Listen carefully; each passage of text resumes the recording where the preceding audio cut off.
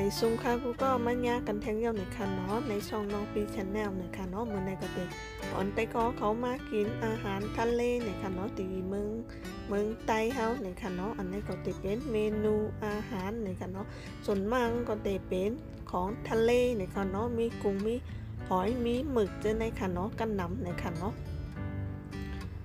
อันนี้ก็มันก็จะคล้ายๆเหมือนกุ้งถางตั้งในค่ะเนาะแต่อันเขาเฮ็ดนี่ก็มันจะเป็นต้มยำเป็นถาดใหญ่จังนั้นนะคะเนาะ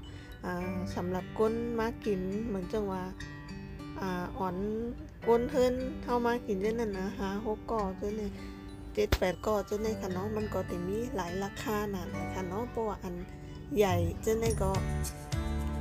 อันนี้ก็จะเป็น190,000นะคะเนาะถาดใหญ่มันจะมีบากุ้งล็อบสเตอร์อันกุ้งตัวใหญ่ๆน่ะค่ะเนาะอันนี้ก็80,000 90,000น่ะค่ะเนาะมันจะเป็นว่าคือกุ้งถางมันผัดเหมือนเขาเฮ็ดเหมือนกุ้งถางแล้วก็จะเลิกตัวเอานะคะเนาะเขาก็มากันหลายก็เขาก็ตัวเอาถาดอันใหญ่อันเล็กค่ะเนาะก็เขาก็มา4-5ก้อนนะ4-5ก้อนเขาก็ตัวเอาถาดอันกลางเขาสั่งไว้ถาดอันปอยใหญ่แห้งขนมปอยเล็กแห้งอันกลางมันเยอะก็จะมี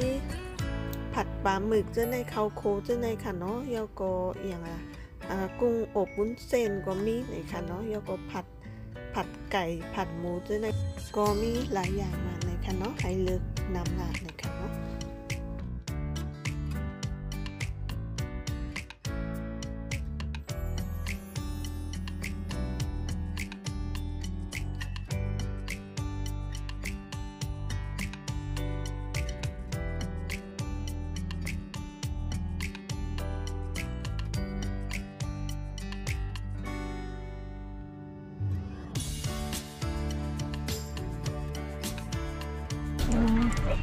อันเมื่อกี้เขาสั่งแต่เป็นอันไหน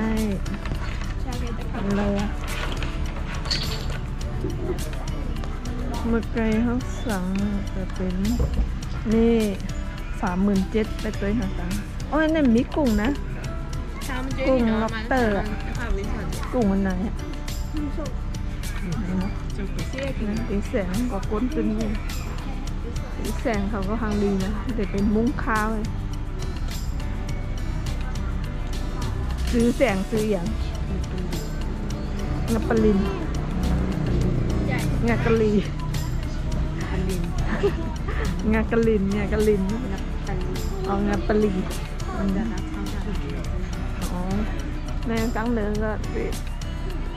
ไฟเดิมมาอยู่เขาเปิดลูกพรมากินตอนร้านเมื่อกี้ในบันสั่งน้ำเลยกันไหมใหญ่กินไหมเขาทำเป็นปนังสิมิ้วเอามือยิบกินเงินเอาเข้าเพลินแต่ไม่อยู่เลยไม่อยู่แล้วไม่ละเมาร้านในก็ติดแบะที่นี่ค่ะทุกคนในวันสำหรับตั้มปันได้พอไรเสียงกามันเหมือนกันเนาะในก็เต็มตัวกินกันเลยปันพูดมากเลยน่าเศร้า